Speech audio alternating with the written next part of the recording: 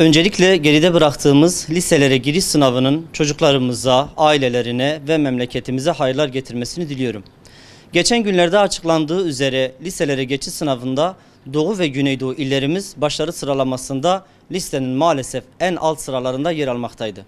Bu da ister istemez neden bu bölgelerimizin başarısı genel anlamda düşük diye aklımıza soru işaretleri getirmektedir elbet. Eğitimde başarının aslında birçok ayağı vardır. Eğitimde başarı sadece öğrencinin durumuna bağlı bir durum değildir. Aile, okul, program ve öğrenci eksenidir aslında.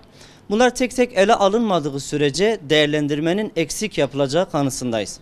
Bu noktada aileden başlayacak olursak, İlk olarak ailelerimizin okula bakış açılarıyla ilgili bilinçlerinin yetersiz olduğunu aslında söyleyebiliriz. Bu durum onları okula, dolayısıyla da çocukların ders durumlarına karşı ilgisizliğe sevk etmektedir.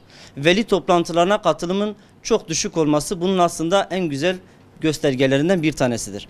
Genel anlamda ailenin başarıya etkisini aslında iki başlıkta toparlayacak olursak, birincisi Doğu ve Güneydoğu'daki ailelerimizin maddi yetersizlikleri, diğeri ise ailelerimizin eğitim düzeyleridir. Ailenin maddi yetersizlikleri öğrencinin çalıştırılmasına, mevsimlik işe götürülmesine, öğrenciye yeteri kadar olanak tanımamasına sebep olmaktadır. Bunlar da başarıyı ve başarının durumunu olumsuz bir şekilde maalesef etkilemektedir. Ailenin eğitim düzeyi de aslında başarıyı etkileyen bir diğer unsurdur. Milli Eğitim Bakanlığı'nın geçen günlerde yayınladığı 2019 ortaöğretim kurumlarına ilişkin merkezi sınav raporuna göre anne babanın eğitim düzeyleri ile öğrenci başarısı arasında doğru orantının olduğunu açık bir şekilde görmekteyiz. İlkokulu mezunu anne babanın çocukları ile lisans mezunu anne baba çocukları arasındaki farka baktığımız zaman yaklaşık olarak 30 ile 35 puanlık arasında bir durum söz konusudur. Bir diğer unsur ise okulların durumu da başarıyı etkileyen diğer bir unsurdur. Merkezdeki okulların genel anlamda koşulları iyi olsa da kırsalda özellikle birleştirilmiş sınıflarda olanaklar istenilen düzeyde değildir maalesef. Aslında durum geçmişe oranla daha iyi denilebilir, ancak batı illerine kıyaslama yapıldığında imkanların yetersizliği gözlenmektedir. Doğu ve Güneydoğu bölgelerimizde sınıf mevcutları, kalabalık sınıflar hala bulunmaktadır maalesef.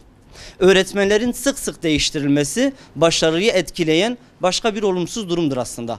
Bazen dönemde 4-5 öğretmen değiştiren öğrencilerimiz hala bulunmaktadır. Doğu illerinde zorunlu kalma bakış açısı başarıyı olumsuz yönde etkilemektedir.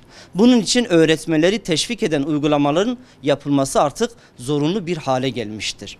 Yani zorunlu Doğu görevi değil, tercih ve isteğe bağlı Doğu görevi bakış açısı mutlak surette geliştirmelidir. Ayrıca Doğu ve Güneydoğu bölgelerinde yaşadığımız ve başarıyı olumsuz yönde etkileyen başka bir durum ise maalesef hala ücretli öğretmen uygulamasının yapılmasıdır.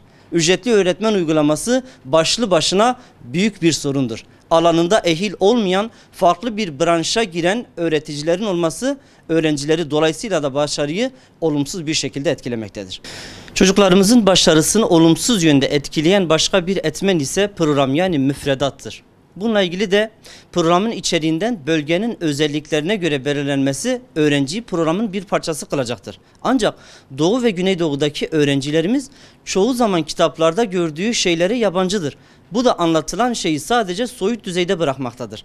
Öğrencinin konuya ilgisini azaltmaktadır. Dolayısıyla başarıyı olumsuz yönde etkilemektedir. Bu açıdan bölgenin kültürünün, tarihinin de yansıtıldığı daha kapsamlı çalışmalar yapılmalıdır. Yapılan çalışmalar da daha da artırılmalıdır. Diğer taraftan ortaokul öğrencisi bir çocuğumuz günlük 7 ders saati derse girmektedir. Dersten sonra bazı kurslara katılmaktadır. Yine aynı şekilde hafta sonlarında da başka kurslara gitmektedir.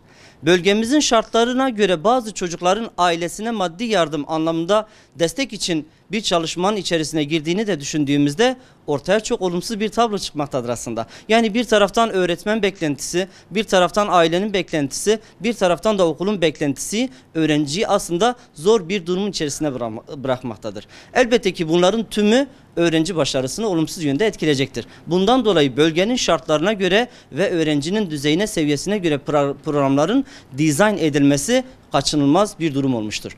Eğitimde başarının en büyük ayağı öğrencidir elbette ki. Bu açıdan en sonda öğrenciyle ilgili de bir şeyler söyleyecek olursak Onu da şunu söyleyebiliriz.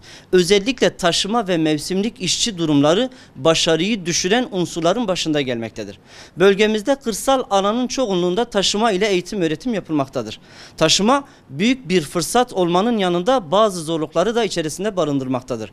Öğrencinin her gün kilometrelerce uzaklıktaki okula araç ile gitmesi, bunun için çok daha erken uyanması, servisi kaçırdığı zamanlarda eğitim öğretimden mahrum kalması ya da yol mesafesinden dolayı evine geç varması, bunun neticesinde ödevlerini ve tekrarlarını yapamaması olumsuz anlamda elbette ki öğrenciyi ve onun başarısını da etkileyecektir.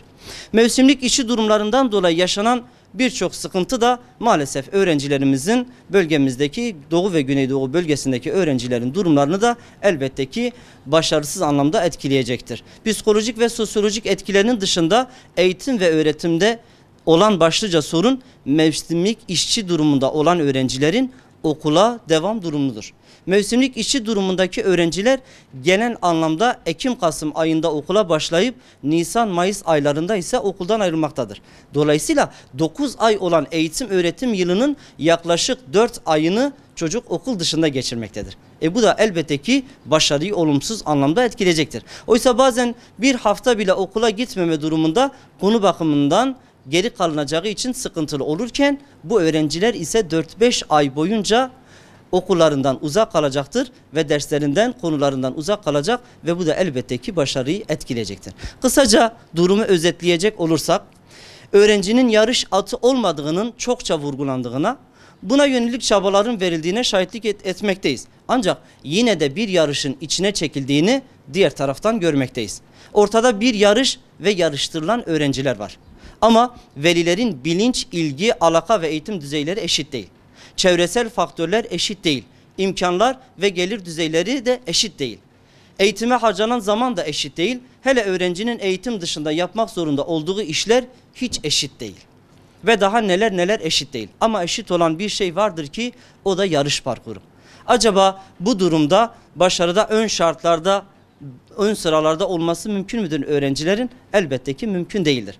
Gerekli şart ve imkanların sağlanması durumunda Doğu ve Güneydoğu'daki öğrencilerimizin başarılarının daha da çok artacağından elbette ki hiç şüphemiz yoktur. Bu vesileyle 2018-2019 eğitim öğretim yılının ardından tatile giren tüm öğrencilerimize, ailelerine ve öğretmenlerimize ve tüm eğitim çalışanlarına hayırlı tatiller diliyorum.